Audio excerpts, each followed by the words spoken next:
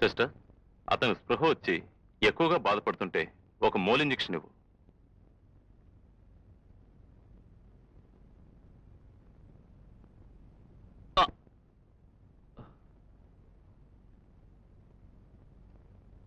Yes, small injury. Don't worry, take rest. Okay? వాళ్ళ పరిస్థితి ఎలా ఉంది డాక్టర్? ఫకీర్కు మాత్రం చిన్న చిన్న ఫ్రాక్చర్స్ అయ్యాయి. మస్తాన్ పరిస్థితి మాత్రం చాలా సీరియస్ గానే ఉంది. ఇంకో 24 గంటలు దాటితే గానీ నేను ఏ విషయం చెప్పలేను. అతను అంత బాధలో కూడా నన్ను ఏదైనా ప్రైవేట్ హాస్పిటల్కి తీసుకెళ్ళండి అని గోల పెడుతున్నాడు. హెడ్ ఇంజరీకి ఎక్కడ తీసుకెళ్ళినా ఇంతకంటే మంచి ట్రీట్మెంట్ ఎవరు చేస్తారు? అవును, అతను ఒక హంతకుడు అనుకుంటాను. చాలా భయంకరమైన హంతకుడు. వాడు చావాలని ఊరంతా కోరుకుంటున్నారు, నేను కూడా. మేము అలా కోరుకోకూడదు కదా. వాడు చచ్చిపోయాడని ఊరంతా పండగ కూడా చేసుకుంటున్నారు.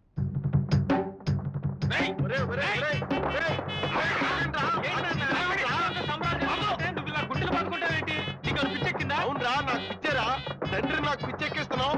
ఆ గోండాలతో జరిగి నువ్వు పిచ్చివాడు అయిపోతున్నావు. రే ఆగరా, ఆ మస్తాంగాడు ఇంకా చావలేదురా. హాస్పిటల్ నుంచి వాడు బ్రతికి బయటపడ్డాడంటే మిమ్మల్ని ముక్కల కింద నరికేస్తాడ్రా. వాడు బ్రతికొస్తేగా ఏమిటి అంకుల్, మా మధు పేరు చెప్తే వాడు కుక్కర్రాగం వచ్చిన కోడి పెట్టలాగా పడుకుంటాడు అంతే. మీరు పిచ్చి భ్రమలో ఉన్నారా? తెలియకుండా పులి నోట్లో తలబెట్టాడు మీ మధుగాడు. వాడితో పాటు మీరు కూడా నిప్పుల్లో దూకుతున్నారు. పదండి. రామా,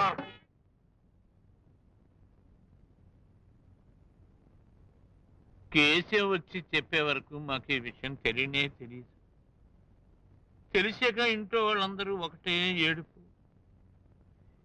ఇంతకీ మధు ఏమైనట్లు బావా? మా ఇంటికి కూడా రాలేదు మరి. ఎక్కడికి పోతాడు? పోలీసులకు దొరకకుండా ఎక్కడో దాక్కుని ఉంటాడు.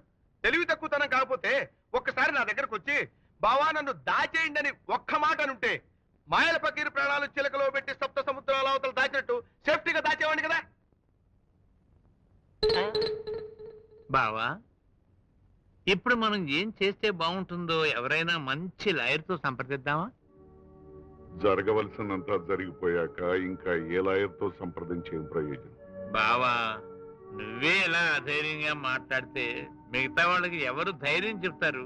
వాళ్ళని ఎవరు ఓదార్స్తారు చెప్పు? ఏం చెప్పి ఓదార్చాలంట? హాస్పిటల్లో ఉన్న మస్తాన్ చచ్చిపోతే మధు కూనీకూరవుతాడు.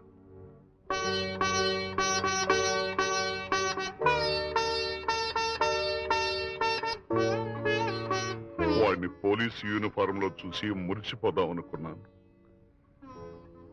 చివరికి వాడికి నా చేతులతోనే బేడీలు వేయాల్సి వచ్చేట్టుంది. మీరే కంగారు పడకండి మామయ్య గారు. క్రిమినల్స్ రక్షించుకోవాలంటే మనం కొన్ని ప్రిన్సిపల్స్ వదులుకోవాలి. 400 రూపాయల కట్టలుచ్చుకొని కొట్టవలసిన వాళ్ళ గోపు మీద గుయ్యమని పెట్టి కొట్టామనుకోండి, మర్డర్ కేసులు కూడా మామూలు కేసులు అయిపోతాయి. ఆ మాటకు వస్తే మనోడి చేతిలో తన్ను తిన్న మస్తాను ఎంతమందిని మర్డర్ చేశాడు? వాడి మీద ఏమైనా కేసులు పెట్టారా? అయిపోయి పోలీస్ బండి వస్తుందండి.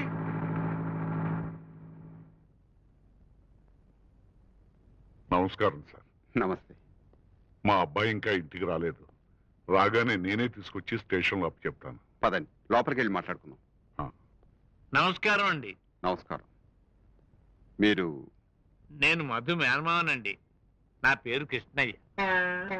ఇన్స్పెక్టర్ బాబు, చిన్నవాడివైనా నీకు దండం పెడతాను. నా కొడుకును కాపాడు బాబు. చీమకు కూడా అపకారం తలపెట్టడం చేతగాని వాడు. వాడిని ఎలాగైనా రక్షించు. పూర్ణ, మతిపోయిందా నీకు? ఊరంతా తెలుసు వాడు నేరం చేశాడని. అమాయకుడు అంటావే?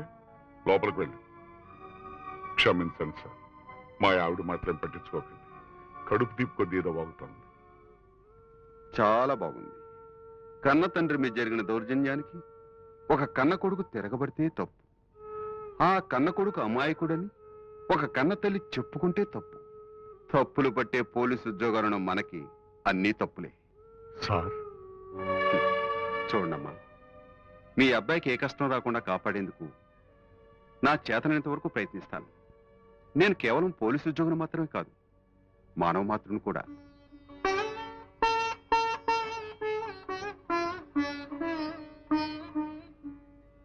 చూడండి, మీరంతా కాస్త బయటికి వెళ్ళండి. చూస్తావేట, బయటికి వెళ్ళా. నువ్వు కూడా. సార్ మీకు తెలియదేమో నేను ఇంటికి. తెలుసు, బయటికి వెళ్ళి. థ్యాంక్స్.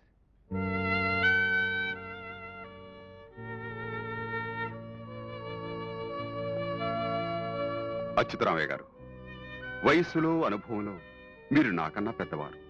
మీకు తెలియంది కాదు, ఎన్నో సందర్భాల్లో తప్పనిసరిగా ఆదుకున్నాం. మనసొప్పకపోయినా చూసి చూడలేదన్నాం, చూసామన్నాం. అదంతా ఎవరి కోసమో చేశాం. ఇప్పుడు మన కోసం మనం చేసుకోకూడదు సార్? నేరస్తుడు మీవాడు కాదు, ఊరంతా అసహించుకుంటున్న మస్తానే నేరస్తుడు. అలా నేను ఎఫ్ఐఆర్ రాశాను. వద్దు సార్, అది అబద్ధం సార్. దానికి నేను ఒప్పుకోను. అచ్యుతరామయ్య గారు, నేరస్తుడు శిక్షింపటం తప్ప? మస్తాన్ ఒక నరకాసురుడు. వాడు చావు బతుకులో ఉన్నాడని తెలిసి ఊరంతా పండగ చేసుకుంటుంది. మీ వాడికి వ్యతిరేకంగా ఎవరు సాక్ష్యం చెప్పరు. మన డిపార్ట్మెంట్ చేయని పని మీ వాడి వల్ల జరిగినందుకు మనం సంతోషించాలి. మీకు ఇంకో విషయం తెలుసా? మధు గొడవ జరిగాక పిరికి వాళ్ళలాగా ఎక్కడికి వెళ్ళి దాక్కున్నాడని కదా మీరు అనుకుంటున్నారు. లేదు, నేరుగా నా దగ్గరకు వచ్చి పట్టుపట్టాడు. అతన్ని అరెస్ట్ చేయకుండా నేను క్షేమంగా ఒక చోట ఉంచాను. ఎక్కడ సార్? నేను వాడిని వెంటనే చూడాలి. వీల్లేదు, ముందు నేను మస్తాన్ చూడాలి. వాడు మరణ వాంగ్మూలం ఇవ్వకుండా చనిపోతే మనకి మంచిది. ఆ తర్వాత మీరు మధుని చూడొచ్చు. వస్తా.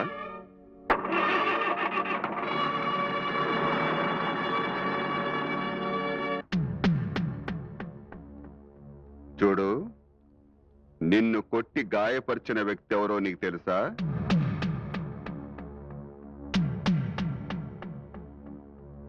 తెలీదు. తెలీదా? పోనీ అతను చూస్తే గుర్తుపడతావా? పట్టలేను. సార్, మస్తాన్ బాయ్ పూర్తిగా తెలివి రాలేదు సార్. ఆ కొట్టిన వాడు ఎవడో ఆయనకు తెలుసు సార్. నేను తీసుకుంటున్నది మస్తాన్ వాంగ్మూలం, నీది కాదు. నేను తెలివిగానే మాట్లాడుతున్నాను. నన్ను కొట్టిందెవరో నాకు తెలీదు. వెనక నుంచి కొట్టాడు, పడిపోయాను, అంతే నాకు తెలుసు. Thank you. బాయ్, తెలీదని వాంగ్మూలం చెప్పేవేంటి? వాడెవడో పోలీసులకి చెబితే తీసుకెళ్లి సురక్షితంగా జైల్లో పెడతారు. వాడు బయటే ఉండాలి. వాడిని నేనే చంపాలి.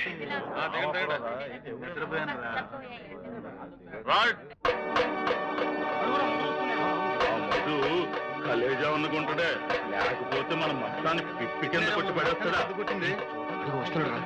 ఈ రోజు నుంచి అతనే మన బాసు. కాపాడదాం పదరా. నమస్కారం గురు. ఇప్పుడేం సరుకొద్దు.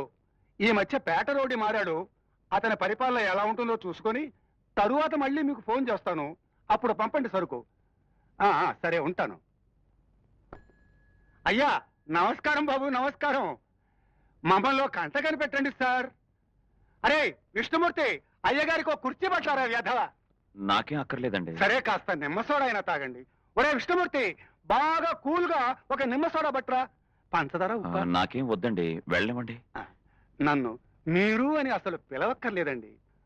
ఆ మస్తాన్ గాడైతే బూతులే తిట్టేవాడు. ఆ కేసు కోసం మీకేదైనా డబ్బు అవసరమైతే కాకితో కబురు చేయండి, పంపిస్తాను.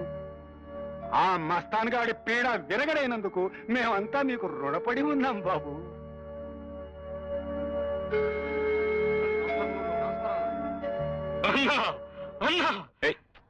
ఎప్పటి నుంచి మీకోసం ఎదురు చూస్తున్నానో తెలుసా? ఇంక మరెవ్వడు నోరెత్తడు. మిమ్మల్ని చూస్తే పేటంతా బెల్లం కొట్టిన రాళ్లే. నోరెత్తారా వేసేస్తా. పదండి.